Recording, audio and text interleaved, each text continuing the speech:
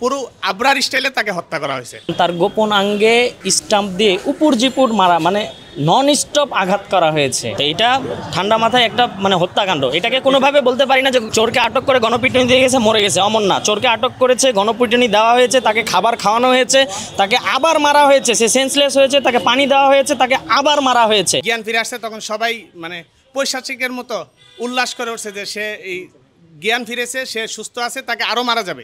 আমরা যে ছেলেকে ধরে নিয়ে আসছি এর নাম হচ্ছে মুত্তাকিন। মানে প্রথমে আজকে সকালে যে ভিডিওটি ভাইরাল হয়েছে, যেটা স্টেম দিয়ে মারতে দেখা যাচ্ছে, এটি সেই ছেলেই। তার মূলত মোবাইল হারিয়ে গিয়েছিল, এই জন্য এই ক্ষোভের বশবর্তী সে মেরেছে এবং সে তার বন্ধুর কাছে আশ্রিত অবস্থায় ছিল। জাস্ট শুধু আবেগের বসে আমার যে ফোনটা হারাইছে ভাই, মানে টিউশনি করাই যে ফোনটা কিনি ভাই। আপনি কি ঢাকা বিশ্ববিদ্যালয়ে? হ্যাঁ, আমি ঢাকা বিশ্ববিদ্যালয়ে।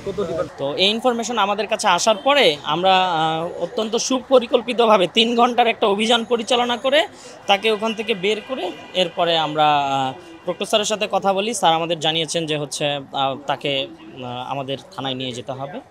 আর আমরা এটা নিশ্চিত করেছি যাতে আবার এরা গণপিটুনির শিকার না হয়। এসেই থানায় পুলিশকে স্টেটমেন্ট দিয়ে দিয়েছে যে সে আসলে আবেগের বশবর্তী হয়ে এই কাজ করেছে। এবং ভিতরে আরও যে 2 জন আছে, জালাল ছাত্রলীগের যে উপবিজ্ঞান বিষয়ক সম্পাদক, সেও তার ফুটেজ ইতিমধ্যে ভাইরাল হয়েছে, আপনারা দেখেছেন, সেও স্বীকার করেছে। কালকের ঘটনা মূলত তাকে প্রথমে সন্দেহর বশবর্তী হয়ে আটক করা হয়। সন্দেহর বশবর্তী আটক করার পরে তাকে এক দফা মারপিট করা হয়, এরপর তাকে খাবার খাওয়ানো হয় ক্যান্টিনে। খাবার খাওয়ার পরে আরেক দফা তাকে মারপিট করা হয়। মারপিট করার মানে এমন পৈশাচিক নির্যাতন করেছে তারা, যেটা আমরা তো আবরারের হত্যাকাণ্ডের সকল ফুটেজ দেখেছি বা তার হত্যা পরবর্তী, এটাকেও হার মানিয়েছে একাধিক গুণ। আমাদের কাছে ফুটেজগুলো আছে, এগুলো আমরা মিডিয়াতেও দিয়ে দিয়েছি, থানাতেও দিয়েছি।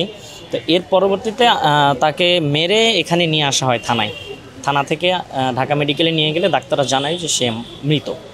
এবং তার মানে অত্যাচারের বর্ণনা দেই কিছু আংশিক, পুরো তো দেওয়া সম্ভব না।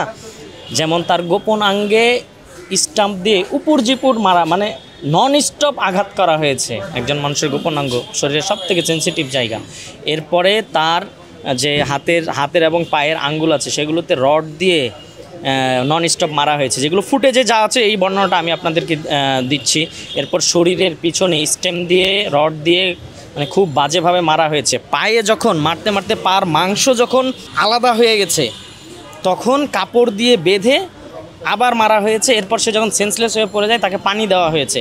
পানি দেওয়ার পর সে যখন এখান থেকে উঠে, তখন এরা হাততালি দিয়েছে যে সে জীবিত হয়ে গেছে, তাকে আরও মারতে হবে। তারপর তারা আরও মেরে এরপরে নিয়ে আসে। এটা আর কি তারা স্টেটমেন্ট দিচ্ছে, মানে এই স্টেটমেন্ট তারাই দিচ্ছে, বাইরের কেউ না। এটা তাদের তারা যে করেছে। 20 থেকে 30 জন তো ছিলই, মানে আপনার মারপিট কম বেশি অনেকেই করেছে। হ্যাঁ, ঢাকা বিশ্ববিদ্যালয় ক্যাম্পাসে তারা আছে কিভাবে করে, তারা দাবি করছে আমরা তো আন্দোলন চলাকালীন ছাত্রলীগ থেকে পদত্যাগ করেছি, আবার এই জন্য অনেকেই অনেকভাবে ছাত্রলীগ আছে।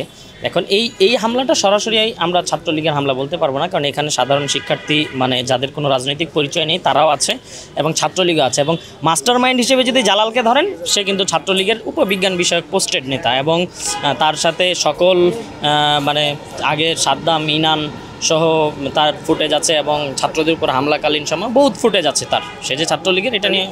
তবে হ্যাঁ, এটাকে বলা যায় যে ঠান্ডা মাথায় মারতে মেরে ফেলা পর্যন্ত নিয়ে চলে গেছে। তো এটা ঠান্ডা মাথায় একটা মানে হত্যাকাণ্ড। এটাকে কোনোভাবে বলতে পারি না যে চোরকে আটক করে গণপিটুনি দিয়ে গেছে, মরে গেছে, অমন না। চোরকে আটক করেছে, গণপিটুনি দেওয়া হয়েছে, তাকে খাবার খাওয়ানো হয়েছে, তাকে আবার মারা হয়েছে, সে সেন্সলেস হয়েছে, তাকে পানি দেওয়া হয়েছে, তাকে আবার মারা হয়েছে। এটা কখনো গণপিটুনি দেওয়া হতে পারে না। জ্ঞান ফিরে আসছে তখন সবাই মানে পৈশাচিকের মতো উল্লাস করে উঠছে যে সে এই জ্ঞান ফিরেছে, সে সুস্থ আছে, তাকে আরও মারা যাবে। এভাবে মারতে পুরো আবরার স্টাইলে তাকে হত্যা করা হয়েছে। স্টাম্প দিয়ে, তারপর লোহার পাইপ দিয়ে, সব কিছু দিয়ে তাকে আবরার স্টাইলে হত্যা করা হয়েছে।